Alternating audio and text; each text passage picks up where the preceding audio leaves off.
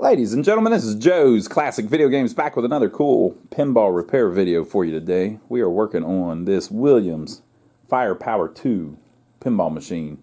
Joe, where did we get this? Customer called. Okay. Well, one of our viewers actually. Uh-huh.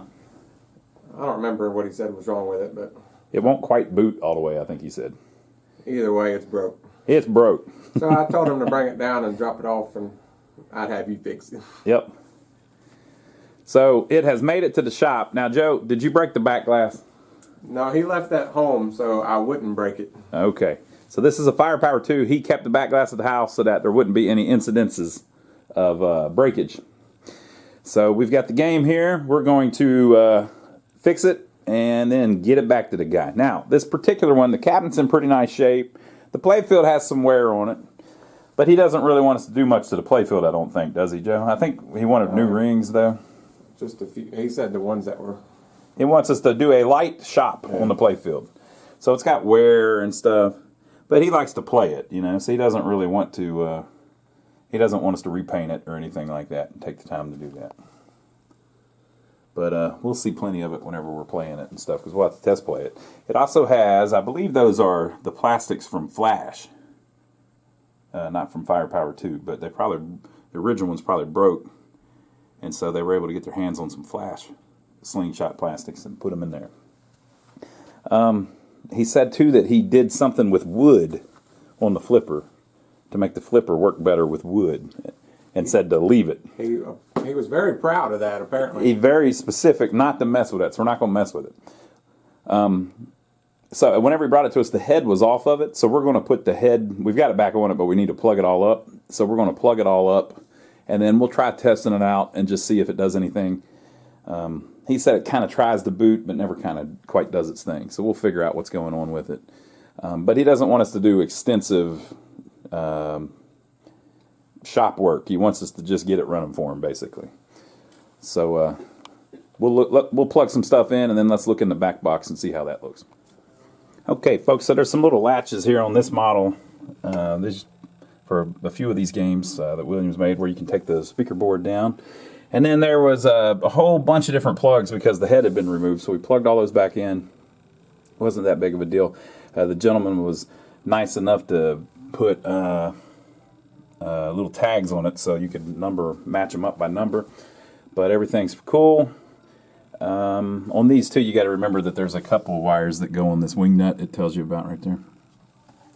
So we've got everything plugged up. I'm going to put the panel back up, and then we're going to take the glass off and look underneath it just to make sure nothing weird is going on down there where the transformer is before we plug it up, and then we'll see what it's doing and start working through it. Okay, here's the shape the playfield's in. We'll clean it up a little bit, do a little bit of stuff on it.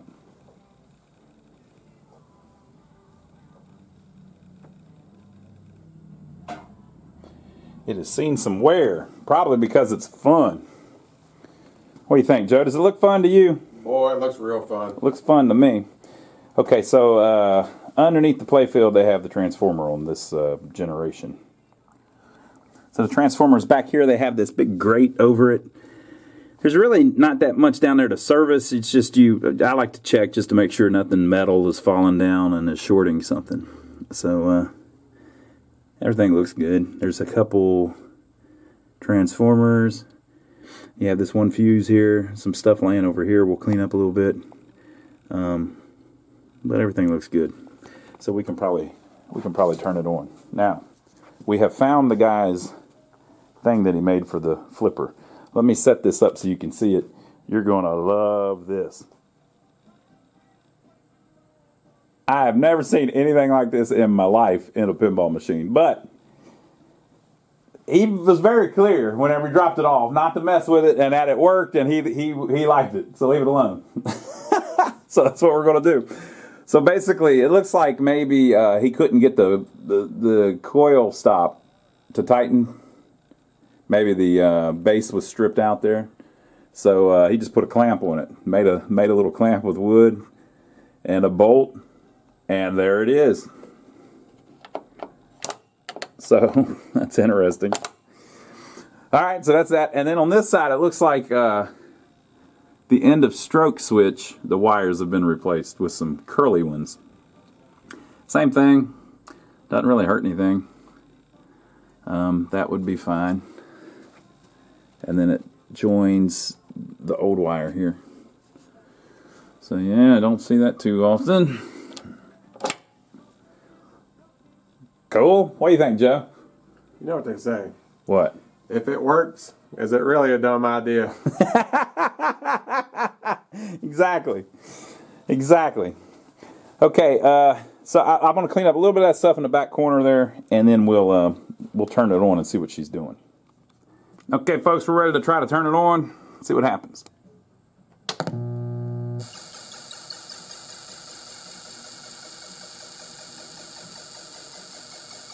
$24, $25, $24, $25. It's kind of making some crazy noises. And it's almost booted.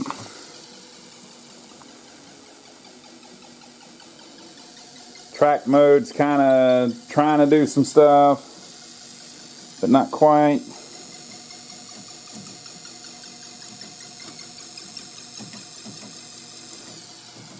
Looks like I did get into test, maybe. Okay.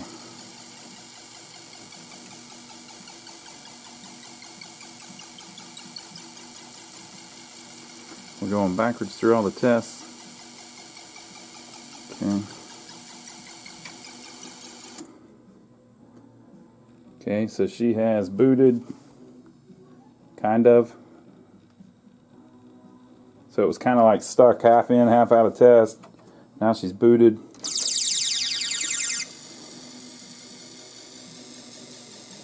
Not kicking the ball out. Might have like a blown solenoid fuse or something. So it's trying. It's kind of doing its thing. I can add credits.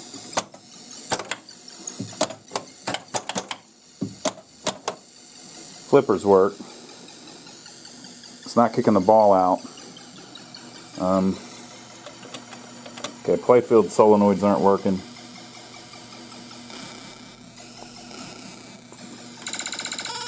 Playfield switches are working, but now the lights aren't working. So it's just got some things, Joe. What do you think? Yep. It's kind of working, kind of not working. So basically we need to go through it and see if we can get it working better. So, first thing I always do is start at the power supply. So I think we'll check the voltage actually on the MPU to see if it's all just low voltage. I mean, you wouldn't think the lights and stuff would be, but it could just be that the voltage is low, so it's causing trouble. If I can get this back open here. Okay, so yeah. Boy, it's putting off some heat too. I think we got power supply issues. I don't think I'm gonna take the time to measure the voltage. I think we're just gonna work the power supply a little bit. I can like smell dust and stuff, so it's getting some heat going. All right, so we're gonna work through it like we always do. How do we start, Joe? At the wall. At the wall, people. Start at the wall. So the power cord comes into the game, goes down to that transformer, goes through a fuse, and then it comes up here to this power supply. So that's the first thing we're going to mess with. So let me go ahead and pull that out. And but you saw it's basically working. The displays are basically working. It just needs some help. So we're going to work on the power supply first. Here's a closer look at the playfield since we don't get this one too often. These Williams put out several games that you just don't see very often. You don't see this one very often. And all the ones kind of from 81 to 84, you don't really see all that much. Well, all of them did. All the companies did. But there's several Williams ones, and they're pretty cool. Like, it's a cool little game. So it's got this cool little ramp shot over here to the side. You know, and you can't ignore anytime there's a ship that's round, you know, that kind of makes it look a certain way. So it looks like down here, this is the Earth, or a planet, right?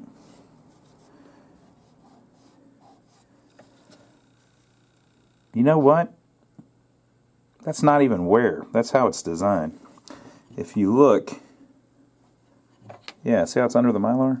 That's flames. It's white, but that's flames coming out of the, or not flames, but exhaust coming out of the rockets. So there is some wear. But all of this is actually how it's supposed to be. I thought that was all worn off. It's not, actually. That makes more sense. I was wondering how it got that worn. And that area there is wear, but that above it is actually the art. It's supposed to look like that. And so the areas up here, that's actually supposed to look like that as well. That's the tell. That's interesting. And that's not wear. Check this out, Joe. That's not wear. Yeah, I noticed that earlier. That's wear. But all of this is not wear. That's the art. That's how it's supposed to look. And this, that's the art. Like, that's a little bit of wear, but It's not as bad as you thought. yeah, it's not that bad. It'll clean up pretty nice. We're going to have Joe clean it up. We'll do a video of Joe cleaning it up. You going to do a little light shop on it, Joey? Light shop. Little light shop. Clean it up for the guy. Swap out some rings for him. Get it looking a little better. So, it's got a really cool little ramp up here. I mean, a diverter gate up here, too. There was another game that had a long one like that. I can't remember which one it was, but I had a game that had a big, long diverting ramp like that. I think it was a Gottlieb game, though. Might have been No Good Gophers or whatever the Gottlieb one was. T-Dolph. Might have been T-Dolph. Got a nice little spinner. Little gate back here. And the 4 pop bumpers, I think that was on firepower as well, wasn't it? Looks like there's a little shot between the plastics. Little tunnel. And they made the targets rounded instead of just straight banks like on the original one. Very cool. And then, of course, the ramp shot there. I like it. Well, that's cool. I was under the impression the art was all messed up, but it's not that bad. It's just right there in the center. So, yeah, that thing should clean up, look pretty good. All right, so let's check out that power supply. Okay, there were a couple things inside of it I wanted to show you. So this says Firepower Service Manual. Now this could just be a copy, but oh no, it's not because it's got the bigger paper. So it's pretty cool. Chapter 1, Game Setup. Warnings and notices. Oh boy, look at this. Substitute parts, modifications, and game conversions may void FCC type acceptance.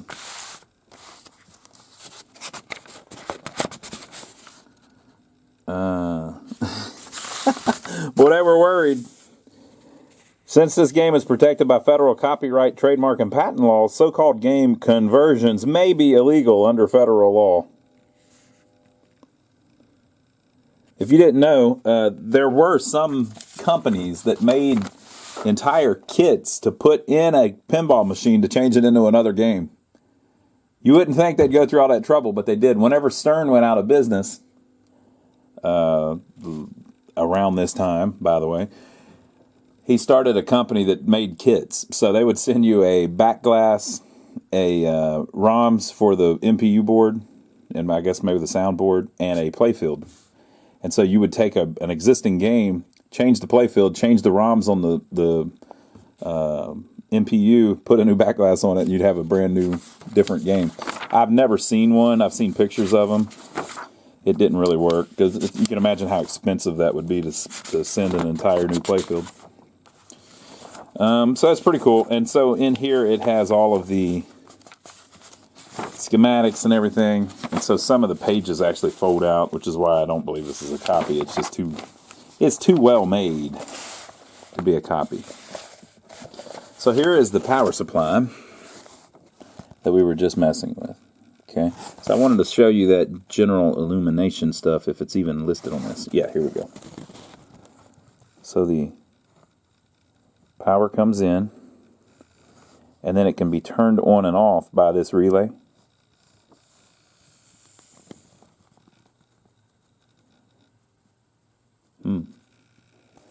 Wonder if that. Oh yeah, that one line was running through the relay.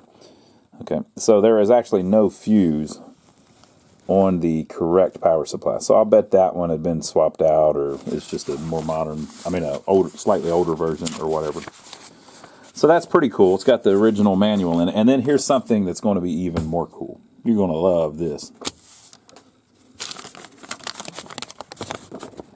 Radio Shack, a division of Tandy Corporation. This is the one that was at Eastman Avenue in Midland, Montana, back in July of 1993. 7 o'clock, guy scooted in his local Radio Shack. Right? And he bought a pack of 3 2.5 amp fuses. Cost him 99 cents. Tax was only 4% back then. And he got out the door for $1.03. Paid cash. Because he was living that life. Now,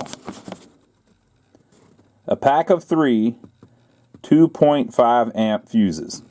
Now you see 1993, right? 99 cents.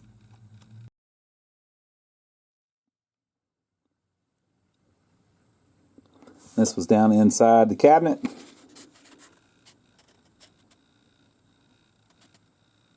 Dude picked it up 28 years ago. Made in the USA, not no mo. Pretty cool. That goes with that. One of these days, stuff like that might actually have value. If you got something old in the original receipt, somebody might be like, "Wow, it's a freaking Radio Shack receipt. Look how cool that is." And this was in that weird time when it printed out weird receipts. Look, they had their own type of receipt that wasn't on a roll or anything, you know.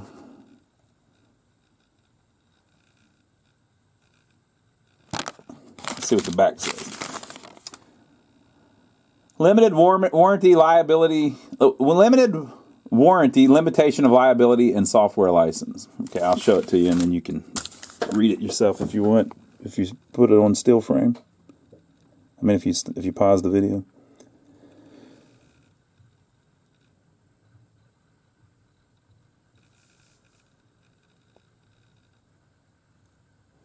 So that's something you won't see much anymore.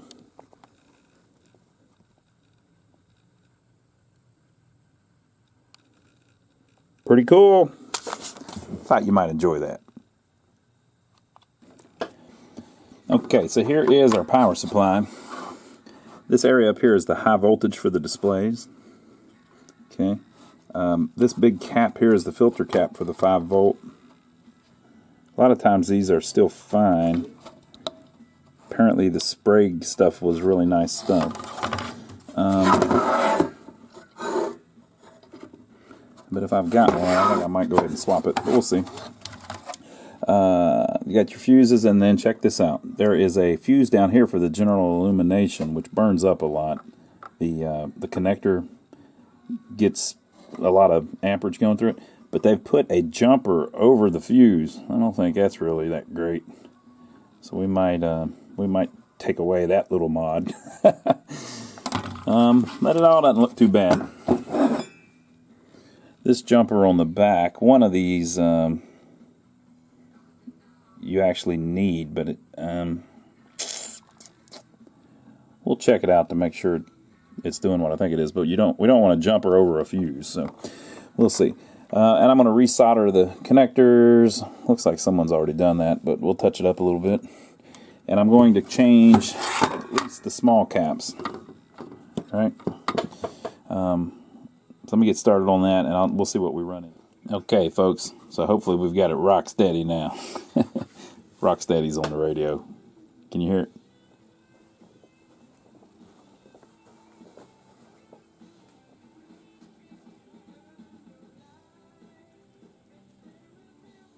I can't play the whole thing. They'll block us. They'll give us the copyright strike.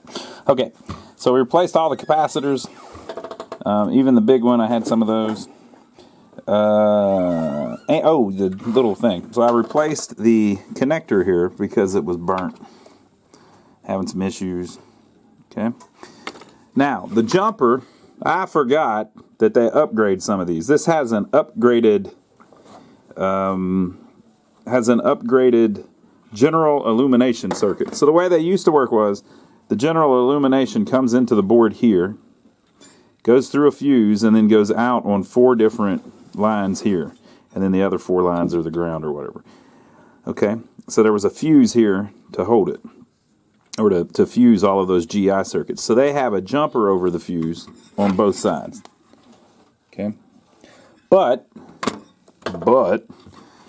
the reason for that is because in this game it has an upgraded GI circuit. So the wires, so now the general illumination comes in through here, goes across a jumper, and then is split into 4 and goes back out. Well, as soon as it goes out, it goes to the sidewall of the cabinet and goes through 4 separate fuses. So this is actually an upgrade where instead of using 1 fuse, it's now using 4 fuses on 4 separate lines. So that's much better. Joe, don't you think that's much better? Sounds much better. That's much better. So just so that it wouldn't be confusing, I took the fuse holder out. Just so that it, won't be confusing. Now, if you left that in and then removed the jumper, you could use this on an older machine that doesn't have the upgrade on it. So I think they were just trying to... This may not be the actual power supply that was originally in it or something. Maybe the more modern ones had the jumper already in it or whatever. But we should be good there. I'll show you the fuses in the cabinet. We'll have to end up working on that connector a little bit anyway. So all the capacitors are replaced. Some of these, like this one, you don't have to replace that often, but they're all over 40 years old now, or over 40 years old now. So, while you're out and you're messing with it, you might as well swap them.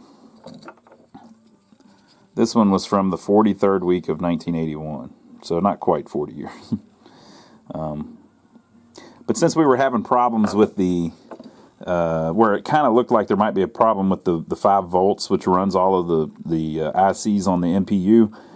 We want to make sure that our power supply is nice and rock steady, where it's giving you a nice 5 volts that the board can rely on. If that voltage fluctuates because maybe there's AC ripple coming through your capacitor or something like that, your filter capacitor, then you start getting strange things where stuff stops working, it won't boot right, blah blah blah. So that very well could have been a problem. The 5 volts comes out of this connector up here, so it's not a bad idea to replace this connector too. This one, I was able to clean it up and it looks pretty good. Resoldered it, so I don't think it needs replaced. But we're gonna put it back in the machine and check the voltages and see if we've got 5 volts coming out of it, or what the voltage is. You can actually change the voltage by messing with these resistors here. Those are arranged in such a way, if you look at the schematics, for the voltage regulator section, that you can raise and lower the 5 volts with those. Okay, this is your 2N6057 transistor to help do that. So I think we're good. Everything's resoldered. Looks nice. We're going to pop it back in and check the voltages coming out of it just to see what we're sending over to that MPU board. Okay, folks, we've put it back in, but I left off the output of the power supply. Okay. You can leave this one off too, but these are the critical ones. And then what I like to do is you can take a little, if you've got any of these, you can take an extra little connector. We replace them all the time. So the connector housing, slide it on the pins, and then that way it'll hold your probes in place, and you don't have to worry about accidentally shorting 2 pins together when you're trying to measure a voltage or something, right? So the voltage coming out of the power supply is dead on 5.01 volts. So that's about perfect. As long as you're at 4.8 to about 5.2, you're cool. These aren't quite as picky as some of the more modern stuff. The chips will run below 5 volts. But yeah, so I put that connector back on. There, the burnt one. Here's the 4 fuses I was talking about. So now the power's running through that jumper and then coming out those lines, and then it immediately goes over to these 4 fuses. So it's cool. All right. And we've got a light here, a couple here, some on the back box. So there may be one of them that's not working or something, but it looks like we're at least getting some of them.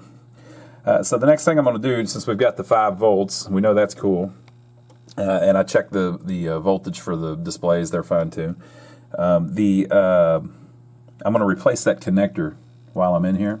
I'm just going to put a new housing on it and put new pins on those wires there.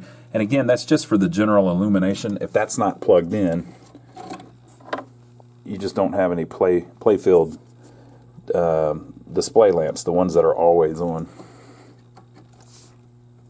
All right. So if one of those burns up, it's not the end of the world. You just won't have any of your illumination lights on. The lights under the play field are controlled by the driver board, so it's different. Okay, so let me replace that connector, and then we'll be ready to plug it back into the MPU and see if the game will boot any better. I think we still probably have to do work over there, but this will at least get the power supply done. There's our nice new connector. Check it out. Let's see if we get any more of the GI whenever we turn it on.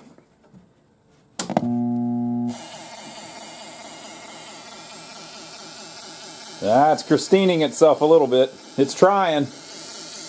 We got the same GI though, so it's basically doing the same as it was. Let me darken it up so you can see it a little better.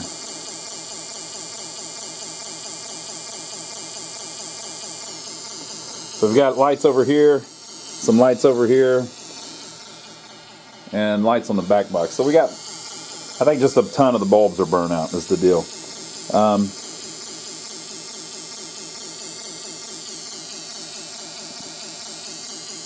So it's doing about the same as it was, except this time it booted up right into attract mode. I think before what it was doing to us was it was booting, trying to kind of come up in test mode because the batteries were dead, or it wasn't getting a good bit of juice from that. It's got a little battery holder somebody's put on there, which is better than the other one, I suppose. Okay. We may be able to go into a test mode. There we go. So there's all of our bulbs. We're in test mode 1. It looks like that 0 may be locked on. Okay, our soundboard finally stopped doing its thing. So it's got several lights out, but it may just be light bulbs. We haven't done any of that yet. And it appears that the solenoids aren't doing their thing. I think that's the solenoid test there. Wonder if it's because I got the door open. No.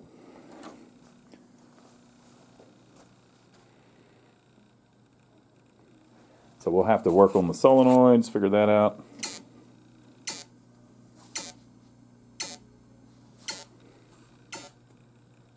This, I believe, is telling me switch 10 and 11 is closed, which could be the trough switches that the ball is on.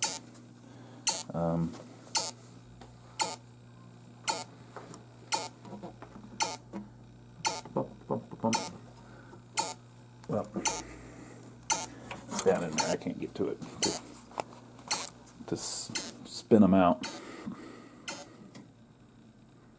Okay, and these are our settings.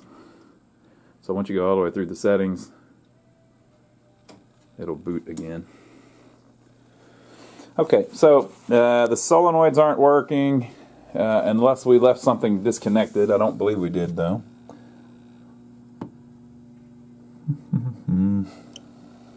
Everything looks cool.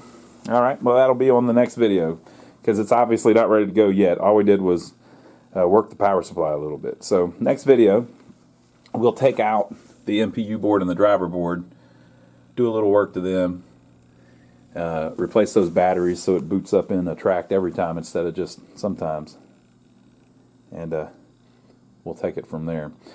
And the driver board should help us figure out the solenoid issue. I'm sure there's probably a fuse blown somewhere or something, but we'd have to figure out why it did that. So, what do you think, Joe? We'll get it. It's still broke, though. Yep. It's broke, but it's coming right along. It's coming along nicely. We got it together, checked it out, got a good idea of what condition it's in. How's it going, man? Pretty good, Alex. Doing good. And got the power supply rebuilt. So we'll see you on the next one. So leave your comments below. Let us know what you think so far. Make sure to give us a thumbs up for taking the trouble to film it for you. And don't forget to check out my brother, Donnie. If you don't know about him, he's literally our brother, Donnie. And he's got a channel on here, too. So if you like watching us work on these old pinball machines, you'd probably like watching us work on old buildings. We've got a couple old buildings that we bought in a small town near here that we are fixing up to help revitalize their downtown area. So we'll see you on the next one. Hope you enjoyed it so far. Can't wait to see this baby working.